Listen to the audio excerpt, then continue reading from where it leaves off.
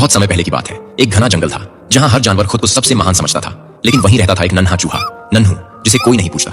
नन्हू चुपचाप, शांत और बहुत ही समझदार था, लेकिन उसे कभी किसी ने गंभीरता से नहीं लिया। वो जब किसी की मदद की कोशिश करता तो जानवर हंसते और कहते, तू क्या कर पाएगा। एक दिन जंगल में हड़कंप मच गया।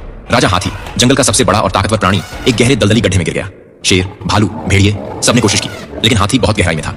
रस्सियां खींची गई, पेड़ गिराए गए, कुछ काम नहीं आया। तभी सबके बीच से नन्हू चूहा धीरे से आगे आया। सारे जानवर हंस पड़े। तू भी आया है हाथी को बचाने, चल जा यहाँ से। लेकिन नन्हू ने कुछ नहीं कहा। उसने गड्ढे की दीवार को ध्यान से देखा। वहां एक तरफ की मिट्टी थोड़ी नम और गीली थी। उसे एक पुरानी सुरंग की याद आई जो कभी उसके दादा ने बनाई थी और जो इस दिशा में जाती थी। नन्हू चुपचाप वापस मुड़ा और भागा अपने पुराने बिल की ओर। वहां से वो सैकड़ों मीटर लंबी एक संकरी सुरंग में घुस गया। अंधेरा, डर, कीड़े, लेकिन नन्हू रुका नहीं।